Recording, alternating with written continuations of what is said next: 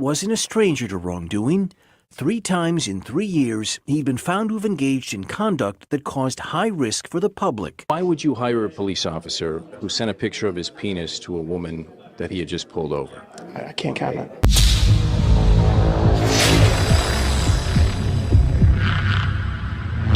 Hey, what's up, guys? Long Island Audit here, back again with another video. Thank you all for joining me for this live stream.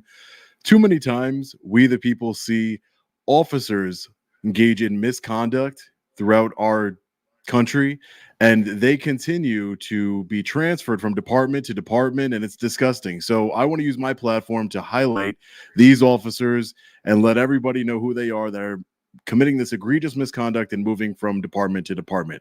So let's get into it. The routine traffic stop. It is anything but. A male officer crossing the line with a female suspect by sending her shocking text messages just hours after pulling her over. While his department took his badge, he didn't have to wait long to find a new one. Of course he didn't.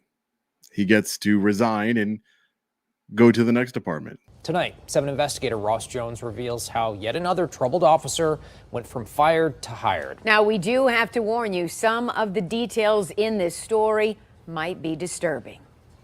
We enforce the law. We write tickets. We make arrests. We help victims.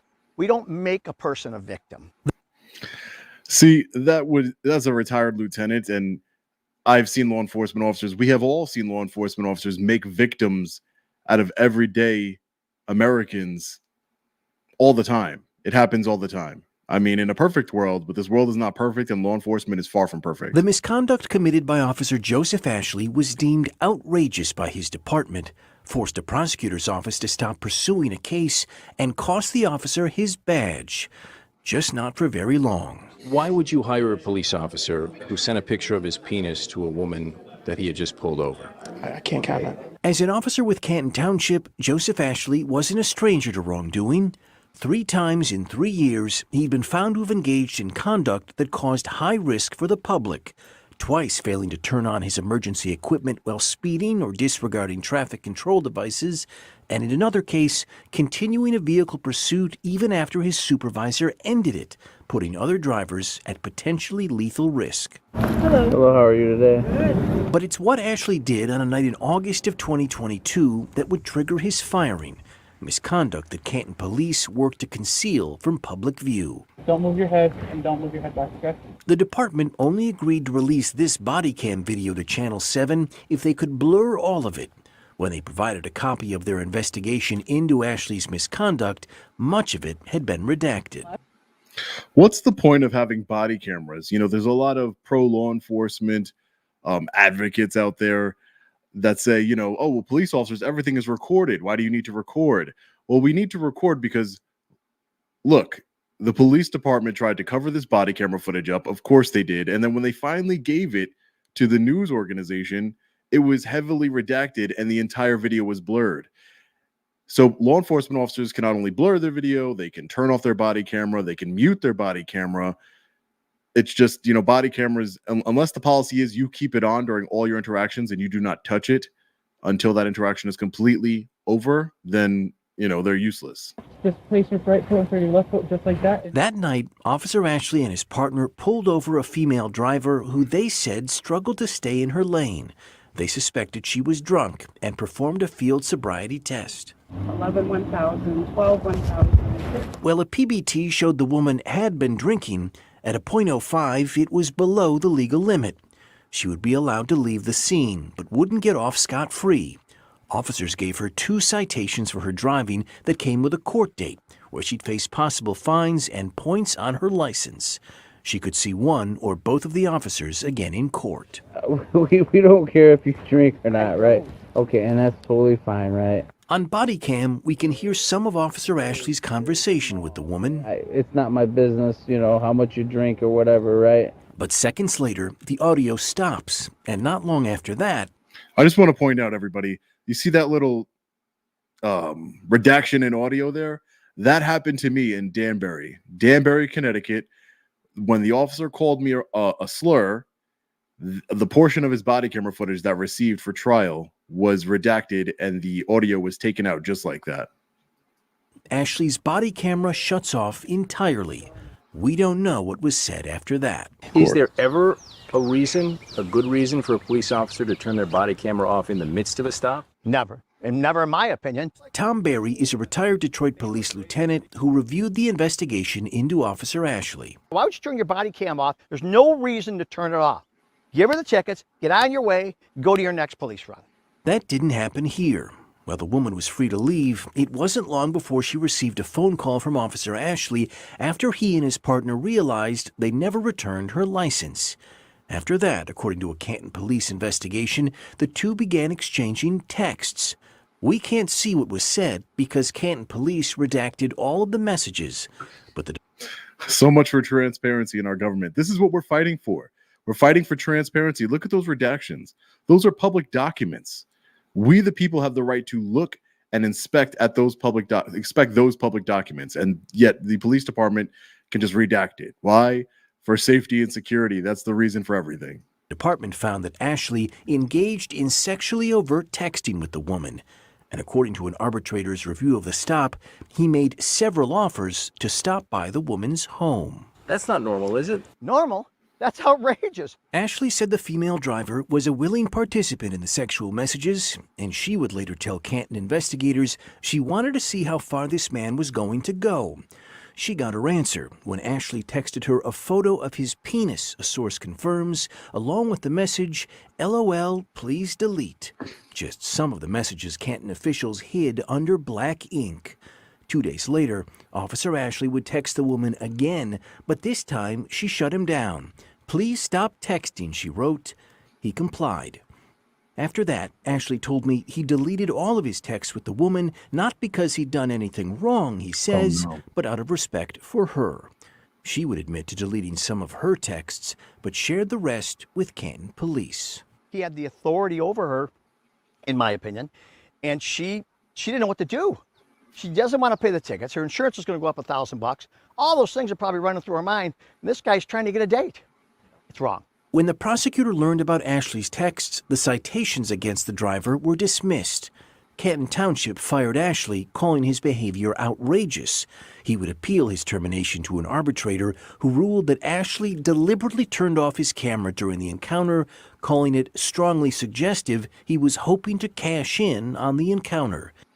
Any law enforcement officer who turns off his body camera during an interaction with the public at any given time should be immediately terminated. Doesn't matter the department, doesn't matter your rank. You turn off your body camera, you're fired. If that happens, if that is across the board, you're immediately fired for turning off your body camera. We'll see how many officers turn off their body camera then. Ashley denies this, but the arbitrator upheld his firing. When you're a policeman, you don't get that second chance because you're held to a higher standard. Or maybe you do. Just 3 months after Ashley's firing in Canton was upheld, he was hired by Dundee Police, where he works today. So as long as he wasn't charged with a crime, you were comfortable? That was part of the decision-making process. Randy Sell is Dundee's acting police chief and said the department performed a complete background check on Ashley. But he and township officials admitted they didn't know everything. He turned off his body camera in the middle of that interaction. Did that trouble you at all? I was not aware of that. I'm not aware of those details. Should you be?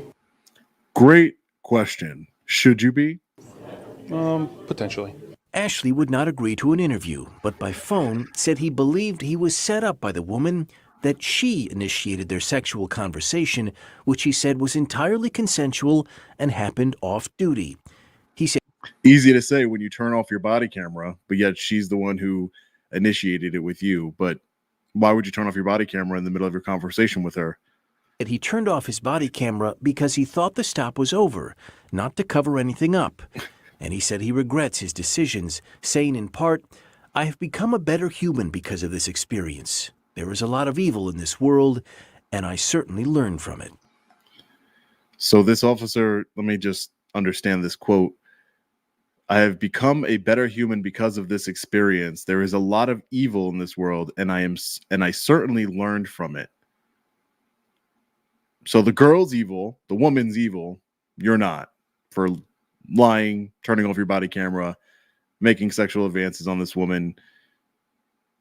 People deserve second chances. People make mistakes in their lives, and I believe that everyone deserves a second chance. This was a pretty big mistake. Understood. Well, I spoke with the woman who Officer Ashley and his partner pulled over that night. She did not want to talk with us on a camera and was shocked to learn that Ashley is still a police officer. Officers like Joseph Ashley, when they're terminated, they're supposed to get a second look from state watchdogs if they try to find work in a new agency, and Officer Ashley did.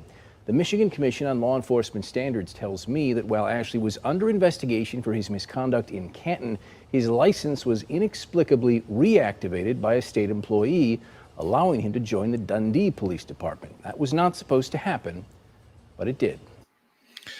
So his law enforcement license was deactivated. Therefore, he was supposed to be, under review while getting a new job at a law enforcement agency. But somebody inside the government, a mysterious state actor, reactivated his license illegally. So the big question is, where's all the consequences for all this kind of behavior, this misconduct from everybody involved? Where is it? He's still a law enforcement officer, regardless of this news story, regardless of me putting out my story, covering this to amplify it. He's still going to be a law enforcement officer. So we have another one right here. Let's check this out. This one's even more egregious. Deputies who work inside the Wayne County Jail have always had dangerous jobs. And their decisions can mean the difference between life and death. Just last year, one inmate was brutally murdered by his cellmate after a sheriff's deputy went missing from his assignment. He later resigned. Well, today, the sheriff's office is struggling with severe understaffing, with the jail currently 344 deputies short. So, did the sheriff's office lower its standards when it hired one deputy with a troubling past? Here's 7 investigator Ross Jones. Some people are meant to be the police, and some people are meant to call the police. He's someone who's meant to call the police. Listen, pay attention to this, ladies. This is a story about a sheriff's deputy who's not allowed to be a police officer. This man is not qualified to be in public safety at all, period. Until his latest job, Jamonte Horton had been fired or forced to resign from every law enforcement department he's worked for. Today, he wears a badge from the Wayne County Sheriff's Office. Jamonte Horton was hired less than 2 years ago by the Sheriff's Office. He came there after being rejected by the Detroit Police Department and the Macomb County Sheriff's Office, and failing the background checks with Farmington Hills Police and Waterford Police. Horton's problems began early in his career. While only a cadet with Wayne State Police, he showed up to a party with a loaded gun. After a fight broke out, Horton was shot and returned fire. He resigned in 2015 for his role in the shooting. Of course he resigned. That's what all law enforcement officers do when they get in any sort of trouble. They resign. And then that's the end of the news cycle. I appreciate news agencies like this one, ABC7, that follow up on what goes on after these resignations. But, most of the time, the mainstream corporate media, they will not follow up. Oh, he resigned. He resigned. What happened after that? What happened? This is what happens. His next stop, Ypsilanti Police, where Horton was written up for missing shifts, found sleeping in his patrol vehicle, and caught playing a homemade pornographic video featuring himself to his fellow officers while on duty. He was also written up for putting those officers at risk, leaving a sergeant alone during a traffic stop and missing a knife during a search of a domestic violence suspect. And when he was working a sexual assault investigation, Horton failed to follow simple orders that led the case to be ignored for 2.5 months, leaving the suspect free on the streets. These are the standards for our law enforcement officers across the country, ladies and gentlemen. Across the country, low standards officers. Victims are the reason why police departments are in business, to help victims and to prevent people from being victims. Ricardo Moore is a commissioner with the Detroit Police Department who rejected Horton's applications twice. He shouldn't be trusted with the privilege of being a police officer. Facing termination from Ypsilanti, Horton resigned in 2019. His chief said he'd been given multiple opportunities to improve, but still wasn't capable of completing his core duties like coming to work and remaining awake. His next stop, the Highland Park Police Department, where Horton's judgment was questioned early. We're on department number 3 for this low standards, officer here. And often. Who stabbed who? I ain't stabbed nobody, man. In 2020, Horton responded to the scene of a stabbing at a club along Woodward Avenue. When it was time to handcuff a suspect, Horton was seen handing his department-issued AR-15 rifle to a strip club security guard, a violation of department policy. In a separate incident, while searching for a suspect, Horton did a U-turn across 2 lanes of traffic, striking another vehicle. According to Highland Park PD, he kept driving without checking on the driver he just hit. So that, ladies and gentlemen, would be called a hit and run. If I or any of you watching right now commit a hit and run, you're going to go to jail. That is a crime. You cannot just hit somebody and then take off. Doesn't matter if you're a police officer. If you're a police officer, you should have more of a duty to try and help and see if that person is injured because of your, horrible driving, reckless driving. But no, he wasn't arrested or charged with hit and run. Of course not. Rules and laws for thee, not for me. That's how it works. But the final straw came in 2022. While Horton was out on patrol, he heard over the radio that Detroit and Michigan State Police were engaged in a high-speed pursuit. According to Highland Park's investigation, Horton was ordered not to get involved in the chase, but he did anyway. And when he did, according to investigators, Horton manually turned off his body cam during the pursuit. Why did you turn the camera off? When questioned by Internal Affairs, Horton said the camera malfunctioned. I didn't engage in no chase. I wasn't involved in the chase or anything. But GPS data confirmed he was involved in the chase, and according to Internal Affairs, Horton made several false statements during the investigation.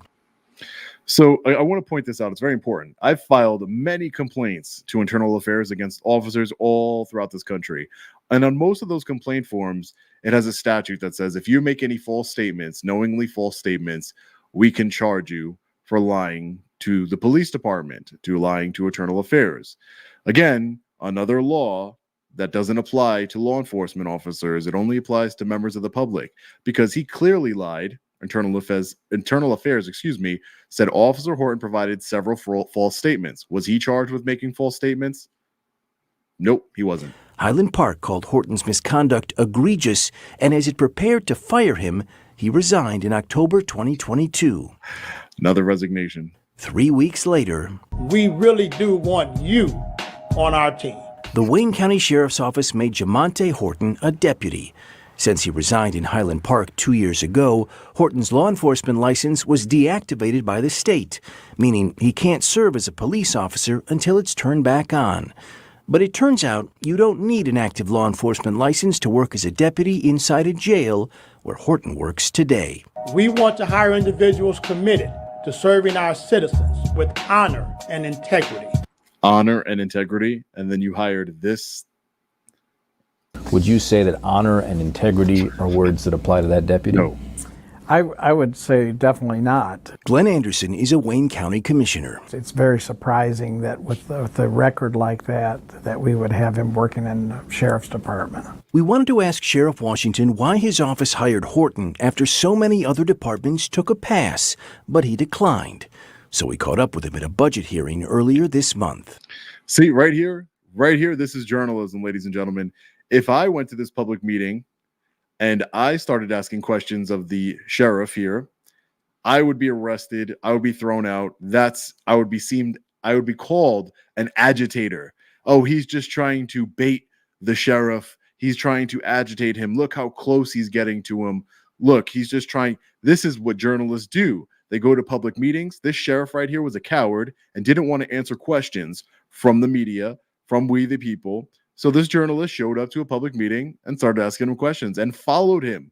Look how aggressive. I'm going to say aggressive because he's more aggressive than I would have been. And, they always throw me in jail and label me as some sort of instigator. But look, this is real journalism. Did the sheriff's office lower its standards to hire Jamonte Horton? We never lower standards. Never. How troubled are you that he was found to have been untruthful? Look, he's stalking him. That's what they would tell me. You're stalking me. I'm troubled that happened. If that is indeed a fact, I don't know that to be a fact. Somebody that's talked to me about that part of it. Well, you hired him, sir. Is that a concern? Our agency hired him. Washington told us he had nothing to do with Horton's hiring, but that's his signature on a document asking the state to reactivate his law enforcement license. Another liar. The sheriff hires a liar, a proven liar, and a proven screw-up as a law enforcement officer, and he lies. He signed on this paper to the Michigan Commission on Law Enforcement Standards to get his license reactivated, allowing him to police the streets. But last week, the state said no, issuing an intent to deny the county's request, saying Horton did not meet the character fitness standard to be an officer. He was hired by several agencies. He was fired by several agencies or forced to resign. I don't know about our last. He was fired or forced to resign from 3 different agencies. I have no first-hand knowledge of that. Again, Is that not something you should know about? I'm going to know about it, and when I know about it, we'll address it. We left voicemails, texts, and emails for Deputy Horton. He did not respond. If he chooses to, he can appeal the state's decision not to reactivate his law enforcement license. Even without it, though, he is still allowed to remain a deputy inside the jail. Sheriff Washington told me Horton has a stellar record since joining the county. Sheriff's deputies who... An absolutely stellar record, ladies and gentlemen. Oh, man. You know, every once in a while, I like to take some news stories and highlight them here, give you my thoughts, because especially when it comes to law enforcement officers getting, moved around from department to department, it happens all over our country, from Florida, New York, California, Washington, and everywhere in between. It happens every single day, probably. I mean, it happens so much that officers resign. Imagine what you're not seeing that's covered by the mainstream media. For example, in Nassau County, Patrick Psycho Ryder, he keeps the police commissioner of Nassau County Police Department. He has the media in his pocket. A lot of these departments have the media in their pocket because they give them first access to crash scenes and robberies and murder scenes, and they let them know. So they work together so that way the news stories can be covered by the local news and they can get first access to it. But when it comes to corruption stories and, officer misconduct, it doesn't get talked about. And that's why, I'm so grateful that, I've been able to create this platform with the help of each and every single one of you, because we don't have any bosses. We have no bosses. We have nobody telling us what we can and cannot publish, what we can and cannot say. And we will continue to push the limits. We will continue to exercise our constitutional rights in a peaceful manner and promote transparency and accountability within our government. That's what our mission is here. And we're going to continue to do that. We're going to highlight every single officer who resigns in shame and moves over to another department. We're going to make sure that they're famous and that every single person that possibly can know about them knows about them, because these officers are still public servants. Both of the officers you saw today are still public servants. All right, guys, if you made it this far, hit the like button, share this video, stay tuned, have notifications turned on.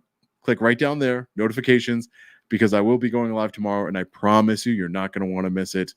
Just trust me on this one. But as always, stay safe. God bless. I'll see you in the next one. Long Island Audit. Peace.